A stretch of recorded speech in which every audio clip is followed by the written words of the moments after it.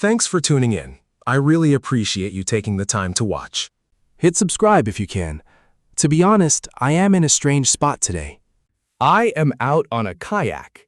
Borrowed it here in Fort Pierce, Florida, because it is the only way to get close to that vessel right over there. That is Soulmate, the sailboat belonging to a man named Brian Hooker. We wanted to launch a drone for some aerial footage, but airspace restrictions near the Coast Guard base shut that down. You cannot see the yacht from the street or any of the properties nearby. We certainly tried. We spoke with a neighbor next door, but only the mast was visible. So taking this kayak out here was really our absolute best option. Huge thanks to a local neighbor named Don for letting us use his kayak today. That is the actual sailboat where Brian Hooker lived together with his wife, Lynette Hooker. A little over a month ago, they were sailing through the Bahamas. Brian Hooker claims the couple was out on their dinghy together. He claims the weather turned bad, and Lynette Hooker basically fell off the dinghy and vanished. She has not been seen since. Now, the United States Coast Guard has officially seized their sailboat. We expect a deep forensic investigation is already underway. I have not spotted any forensic teams boarding the vessel just yet. But we are keeping a very close watch on this Coast Guard station in Fort Pierce, Florida. We know that the Coast Guard previously confirmed this is a criminal investigation. So I am diving deep into the latest details on this case. This view from the kayak is really the best vantage point available to us. But I am going to bring you all the latest details on this mystery. All right, welcome back. We managed to capture some footage of Brian Hooker's vessel at the Fort Pierce Coast Guard station.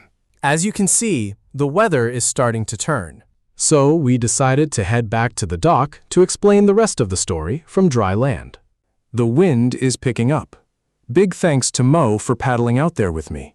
Honestly, I think the Coast Guard was getting a little nervous with us paddling around. They kept circling back to watch us. So, we came back to shore to lay out the rest of what we have uncovered. The Coast Guard has now officially seized Brian Hooker's yacht. The active investigation is still moving forward. Inside sources tell me we could see a lot more action on this case in the coming days. Clearly, there is a lot happening behind closed doors. We will speak with a retired Coast Guard investigator to help us decode what is happening behind the scenes right now. How does the seizure of a vessel actually work? What are the actual legal implications? Did they need some sort of search warrant? How does the Bahamian jurisdiction factor in? If the incident occurred in the Bahamas, why is United States law enforcement stepping in? A former United States Coast Guard investigator is joining us in just a moment to help us make sense of all these complex jurisdictional issues. And we will unpack all of it. But first, let us quickly look back at the backstory. Brian Hooker originally told detectives his wife fell overboard shortly after they left the shore. This all went down in Hopetown, nestled in the Bahamas, around 7:30 on the evening of April 4th. Now, more than a month has slipped by. He claims his wife tumbled overboard with the ignition key from their incredibly tiny dinghy. The way these setups work, those ignition keys are usually tethered directly to the driver, or you secure it to yourself so that if you ever fall overboard, the boat kills its engine. And according to Brian Hooker, that is exactly what happened. Lynette Hooker went over the side, taking the ignition key with her. Detectives say Brian did not pull into Marsh Harbor until around 4 in the morning the following day. His story is that a sudden storm hit, forcing him to paddle all the way to shore. He describes massive waves and treacherous, stormy conditions. Some of you might recall when I first broke this story a few weeks back. I spoke with a local sea captain who was navigating those waters and knew the locals. He insists the weather was actually quite calm that night, and that his tale makes no sense because the conditions simply were not violent enough to throw Lynette out of that boat. Still, that is the story Brian Hooker tells. To be clear, Brian Hooker has not been charged with any crime. As of right now, no charges have been filed. While a deep investigation is active and authorities are desperately trying to uncover what became of Lynette, No charges have been laid against him. But still, He maintains they got caught in a rough storm, leaving him to paddle to safety. Hey guys, you know I am constantly on the move, so cooking usually takes a back seat. Which is exactly why I am obsessed with Factor. They are sponsoring today's video, and they completely take the hassle out of meal prep by doing all the heavy lifting for you. And it is real, whole food. Crafted by chefs and designed by dietitians, Factor meals are delivered straight to your doorstep. You literally just pop them in the microwave for 2 minutes, and dinner is served. We are talking lean proteins, fresh vegetables, clean ingredients, and zero artificial sweeteners. Their chicken, shrimp, and salmon dishes are my absolute favorites. Plus, they offer over 100 rotating menu options every single week. You can even customize your plan, like trying their new Muscle Pro collection for recovery. So head over to factormeals.com/enton50 and use code ENTON50 for 50% off your first box, plus free breakfast for an entire year. This offer is only valid for new customers with a qualifying auto-renewing subscription. Make eating healthy simple with Factor. I want to take a quick second to introduce today's sponsor. Incogni. Online identity theft has become an absolute nightmare. My own dad was actually a victim of this recently, and watching him deal with it was terrible. He had to shut down multiple bank accounts, and resolving the mess took months. The truth is, none of us are safe from this. I have personally received notices from multiple banks warning me that my personal information was leaked in a breach, exposing my data directly to criminals. They exploit that data for targeted scams, harassment, stalking, and other dark web crimes. And that is where Incogni steps in to help. They are an automated personal data removal service. The best part is how incredibly simple the setup is. It took me exactly 1 minute, and check this out. My dashboard already displays hundreds of data brokers they have contacted to force them to scrub my files. They also have a powerful option called the Custom Removal feature. It is a brand new addition, available on their Unlimited and Unlimited family plans. So if you spot any website exposing your personal information, just submit it through Incogni's Custom Removal feature, and one of their privacy agents will handle the rest. To try it, go to incogni.com/Bryanton and use code Bryanton for 60% off. Incogni helps erase your digital footprint from the internet. Because they cannot harm you if they cannot find you. click the link below to claim your 60% off and pull your personal data off the market. What is truly bizarre about this Bahamian investigation is that Brian Hooker was held in custody for days of intense questioning. At first, he claimed he was searching for his missing wife. But then, police locked him up for days, completely cutting him off from the outside world. They kept him locked away behind bars in the Bahamas. His Bahamian defense attorney made several statements, but eventually their legal clocks simply ran out. Under Bahamian legal statutes, authorities could only hold him for interrogation for a limited time unless they had hard evidence linking him to a crime. Ultimately, they had no choice but to release Brian Hooker. As he walked free, he publicly declared he would remain in the Bahamas to search for his wife, Lynette, promising never to leave until he found her. Yet, almost immediately after his release from police questioning, he quietly packed up and fled the islands. His official excuse was that he needed to care for his mother, who was seriously ill. He vanished, and as far as we know, he has never set foot in the Bahamas since. Now, he might have slipped back in, without anyone noticing, but there is absolutely no record of him returning to the Bahamas since. The Hooker family is from Michigan, where he hired a local attorney who gave a rather telling statement to Fox Digital, quoting directly, "I urge the public to treat him with the same decency you would expect, to grant him the benefit of the doubt. And remember that neither you nor any of us, when examining your own personal relationships and how you communicate, we all deal with tragedy in our own ways." In short, his attorney is pleading for patience, urging everyone to suspend their judgment, because clearly, The court of public opinion has been ruthless, openly accusing him of playing a role in Lynette's disappearance, including her own daughter and close relatives. They have made serious allegations. Yet both his Michigan counsel and his former attorney in the Bahamas, who represented him during detention, have both insisted he had absolutely nothing to do with her disappearance. Before we get to the fresh details from my recent interview, let's step back for a moment. Right after Lynette vanished, he posted a message on Facebook. And it is highly revealing to examine his exact words to understand his state of mind back then. He wrote, "I am completely devastated by the tragic boating accident in unpredictable seas. Violent winds that caused my beloved Lynette to fall from our small dinghy near Elbow Cay in the Bahamas. Despite my frantic struggles to reach her, the harsh winds and heavy currents swept us further apart. Our search for her continues, and that remains my absolute single focus." But keep in mind, Lynette's daughter has deeply questioned this official narrative since day one. She has shared her suspicions on numerous podcasts. And journalist Ashley Banfield has been tracking this story relentlessly. The two have been in constant contact. Appearing on News Nation, she is sounding the alarm, raising deep doubts about the official story and whether her mother truly just slipped off that dinghy, leaving nothing more to be said. Then, on Mother's Day, she shared an absolutely devastating, emotional message across her social media accounts. This is the voice of Lynette's daughter. Listen closely. Today is Mother's Day. It is my first Mother's Day without her. It is incredibly painful realizing I cannot just send her a quick text anymore. Just last Sunday was my birthday, too. Honestly, it has been an incredibly brutal week.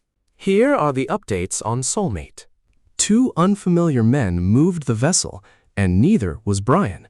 I have absolutely no clue who they are. They killed the GPS transmitter, so foreign authorities cannot track their movements anymore.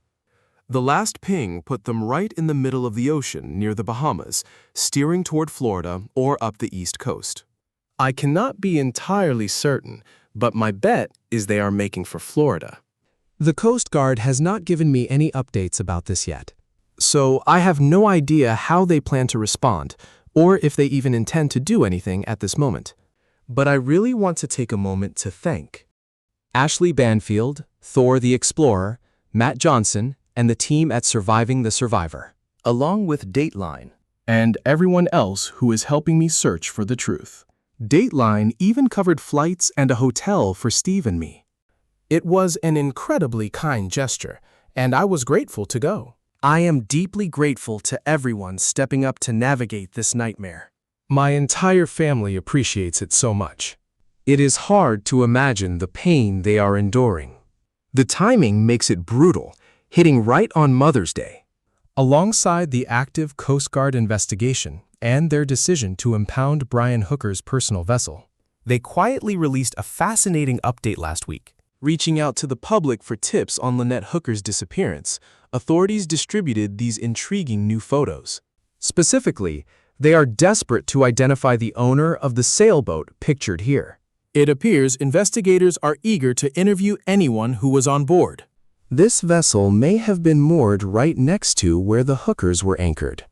If someone on board witnessed any suspicious activity, the Coast Guard wants to speak with them immediately. By sharing these images, they hope anyone with crucial details will step forward. Any potential lead could help crack this case open. If you were on this boat, or if you owned a vessel anchored nearby and noticed anything out of the ordinary, please reach out to them right away. You can only hope for answers, but honestly, it is a devastating situation. This case is heavy. We can only hope a witness steps forward to help crack it. Meanwhile, Brian Hooker maintains his absolute innocence, claiming he had no involvement and is completely shattered by his wife's disappearance. But the investigation is far from over. An active multi-agency probe remains underway, stretching from the Bahamas to the United States Coast Guard, keeping everyone on high alert. And that is exactly what I want to discuss with my guest, George Zeitler. He is a retired investigator from the Coast Guard. George, we were just up in Fort Pierce, and you can actually see their sailboat, the Soulmate. It is sitting at the local Coast Guard station now, completely seized by federal authorities. We have confirmed an active investigation is officially underway into Lynette's disappearance. How does a process like that work exactly? Do investigators need a warrant to seize a vessel like that? What do you think is playing out behind closed doors? I would fully expect a warrant was issued to seize that property.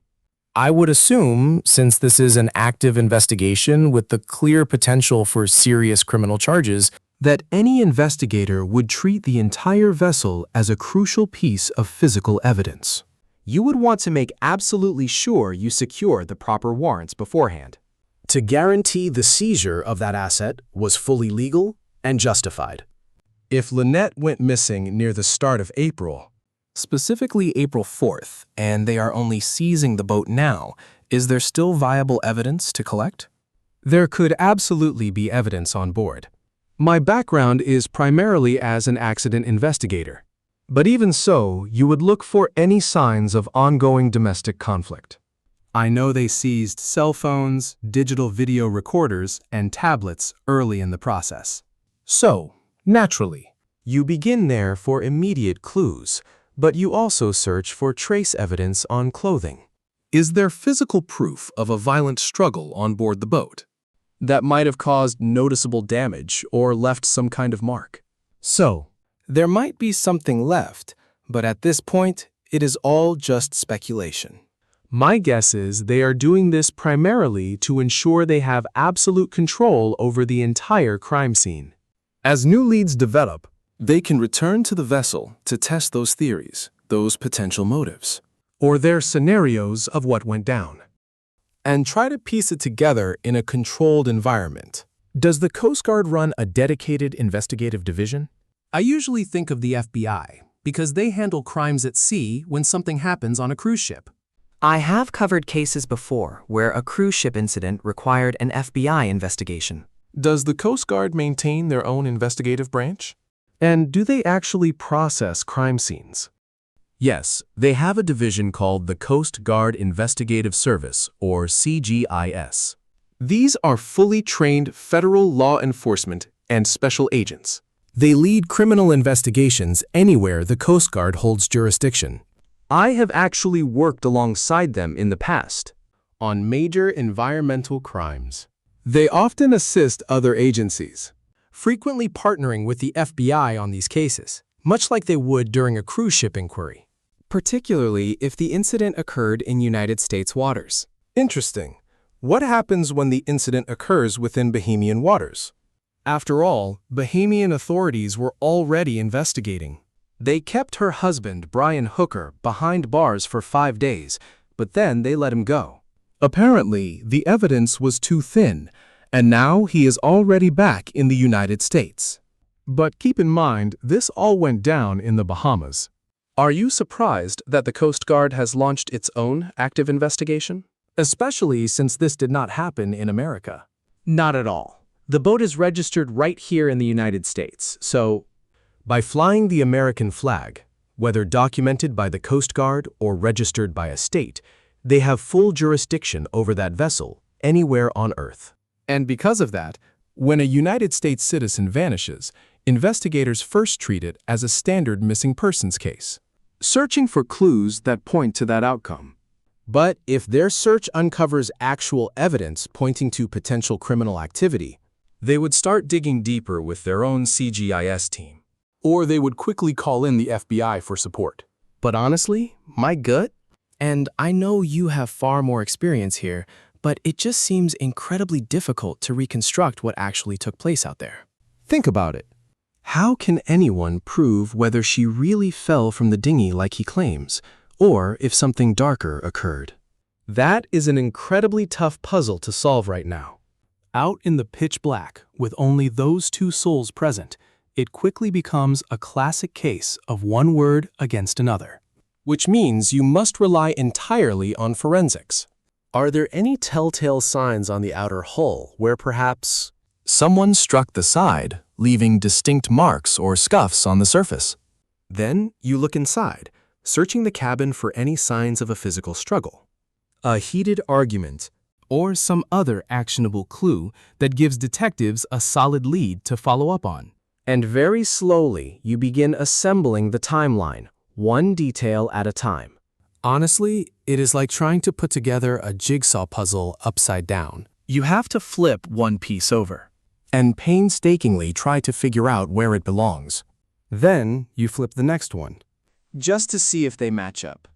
and if they do connect, well, that is exactly the grueling method they have to follow. Does it strike you as strange that her body has not been recovered? Because several locals in Hopetown are saying this feels highly abnormal. Given how the currents flow there, for her to simply vanish without a trace, It is tragic to say, but survival seems highly unlikely.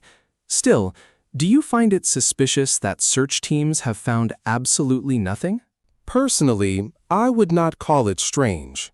When someone goes overboard in open water, even though the local charts show that specific area is mostly protected, it remains a vast, exposed stretch of ocean with flat islands, meaning the wind plays a massive factor. I am not completely familiar with local currents, but you are dealing with a tiny dinghy powered by a very weak electric motor. And judging by the meteorological reports from that night, 26 to 27 knots of wind blowing. That small craft likely lacked the power to steer properly. basically, it would behave like a beach ball on a windy shore, just drifting aimlessly in the gale.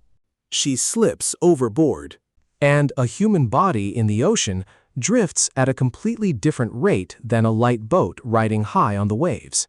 Because of that, it is highly plausible that they were instantly separated by the wind. And consider this. We still do not know their exact movements that night, but if you have someone suffering from exhaustion, Who might have had a few drinks and struggles in open water, physical fatigue sets in incredibly fast. Regrettably, when the Coast Guard begins executing these critical search and rescue operations, factoring in the harsh weather conditions and the victim's age, you immediately calculate the likely window of survival based on what clothing they had on when they entered the water, the freezing water temperature, and other variables. That is where the grim mathematical modeling begins. And so, even though investigators desperately hold out hope, the grim probability is that, By now, locating her alive would require an absolute miracle. Understood, and I truly want to remain respectful here, because her family has spoken so warmly of what a wonderful woman she was. But I must wonder, does a human body float under these specific conditions, or what actually happens? Does it eventually sink beneath the surface? Honestly, I lack the forensic expertise to give you a definitive answer. But we can assume that, at some point, whatever trapped oxygen remains in the lungs would escape. And that is key, because your natural buoyancy in deep water depends entirely on the air in your lungs. so once that oxygen is lost, you would expect the body to sink to some depth. And depending on the underwater currents in that area, The outcome is highly unpredictable. And that dinghy was incredibly small, much smaller than standard vessels you normally see. Living in Fort Lauderdale, I observe countless small boats moored around the docks. Have you analyzed the photos of it? unbelievably tiny. Yes, it is an exceptionally small craft, built only for highly protected harbors. Personally, I would never feel safe navigating a boat that size anywhere beyond the intracoastal waterway. To venture out in that craft, considering those extreme weather conditions, with winds gusting up to 26 knots, the decision to launch is highly questionable. right. I wonder if that detail raises red flags for Coast Guard investigators, since Brian Hooker was relatively experienced. Owned the vessel, and they were actively living and traveling aboard it. Do they view it as suspicious? That an individual with his high level of seamanship would brave such treacherous weather conditions in such a minuscule, fragile vessel. Well, I am not sure they would deem it suspicious. Well, Personally, I have observed the exact opposite happening. Experienced boaters typically assume they can handle almost any of those crises. And that makes them far more willing to take risks a beginner would avoid. I have definitely seen that play out. People just become completely blinded by overconfidence in their skills or in their gear. And that blind trust leads to tragic accidents out there constantly. Now, about that ignition key, can you break this down for me? He claims he believes she had the key with her, Leaving him unable to start the engine once she disappeared, according to his story. Can you explain how that works for those of us unfamiliar with boating? What exactly does that imply? Sure. Looking closely at the photos of their dinghy online, it had a very small electric outboard motor mounted on the back. Likely only 2 or 3 horsepower, judging by its size. And those specific motors feature a combined ignition key and safety kill switch. Coast Guard rules require these cutoff switches so that if the driver falls overboard, it cuts The motor instantly, keeping the vessel near the spot where they went in. On these electric outboards, that safety lanyard also functions as the ignition key. It is basically a small magnetic key that sits directly on the starter itself. So if she had that safety lanyard on her wrist when she fell, It would instantly yank the magnetic key right off the outboard motor. Which immediately shuts the motor down. And you cannot restart it without putting that key, or a backup, right back onto the starter.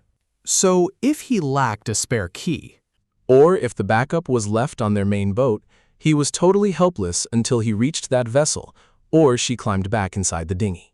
So, was she actually strapped to that key? I mean, was that safety device physically tethered to her? Because I remember riding jet skis as a kid, where you wore a wristband.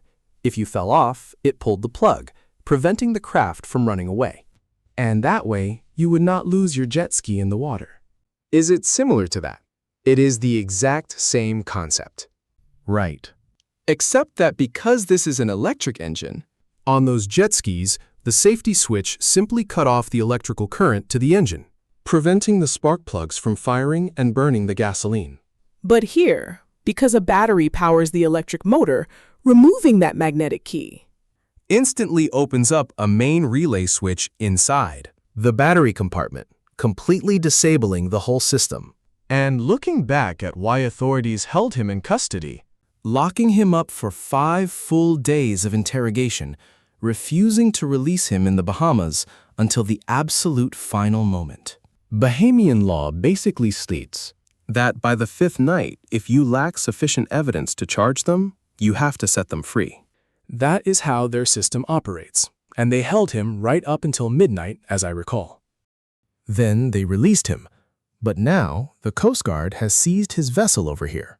So, do you get the distinct impression that investigators, Is there a growing sense that something highly suspicious is going on here?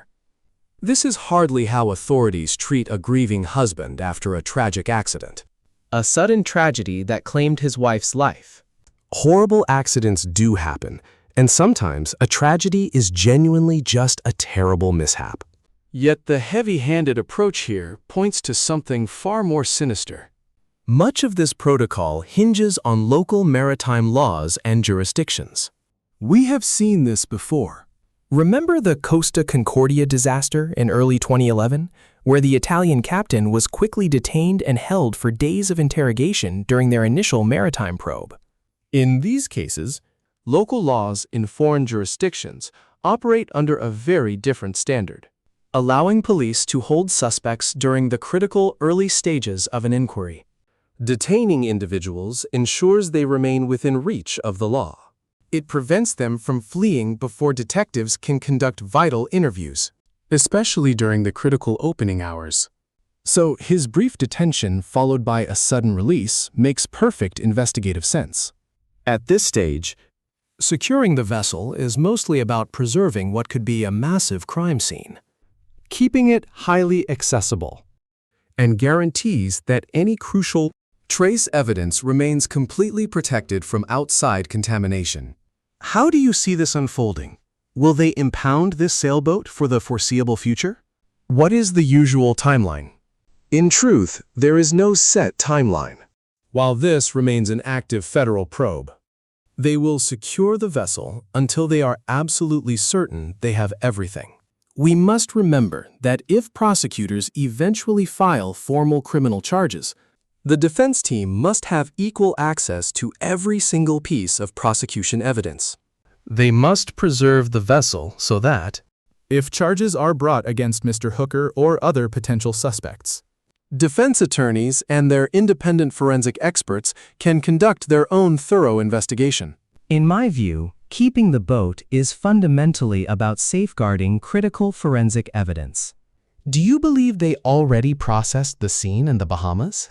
And now that the vessel is back, will the FBI take over? Without a doubt, Bahamian authorities definitely secured crucial files and physical items. Local reports confirm they executed a search warrant on the vessel, seizing personal cell phones, tablets, and various digital recording devices. That means they already have digital evidence that analysts are currently examining. Beyond that, whenever there is a mysterious disappearance at sea or potential foul play, the Coast Guard frequently coordinates directly with the FBI. They rely heavily on their specialized support. After all, the Coast Guard lacks dedicated forensic labs to process evidence. So, it is highly likely the FBI is either actively assisting this probe or spearheading a joint federal investigation. I am incredibly grateful to George for sharing his professional insights today. Besides, there is a major investigation I need to keep tracking. It is unfolding right in my Florida backyard, and the details are gripping. Now that investigators have seized the vessel, you have to wonder what dark secrets are hiding on board. Will we finally uncover the truth about what happened to Lynette Hooker? Can investigators actually piece this complex puzzle together? The answers should emerge in the coming days. My reliable source insists this active investigation is moving fast, and we might see major developments next week. For now, we can only watch and wait. Thank you all for watching and subscribing to follow these cases. Your support means everything, and I promise to track every single lead here. By the way, there are a few other mysteries I am digging into. I might be traveling later this week, but I am still actively tracing every lead in the Nancy Guthrie case. So I will definitely keep you updated on everything I find. And of course, I managed to get sunburned today. It is funny because I was wearing those long pants while we were out on the kayak. First of all, I really thought. I initially thought we could launch the drone to get overhead footage of Soulmate, the target boat, but Mo realized you cannot fly that close to a Coast Guard station. Because of that, he could not secure permission. Next, I figured we could rent a dinghy or find a small boat. I asked around but had zero luck, so we ended up in a kayak, which got incredibly wet. It was actually a great way to hit the water, even if we got totally soaked. My pants were completely drenched, so I had to go buy some dry shorts this afternoon. So, I am finally dry. But honestly, you never know what to expect on this job. Anyway, I appreciate you all, and I will keep you updated as things unfold. Talk soon.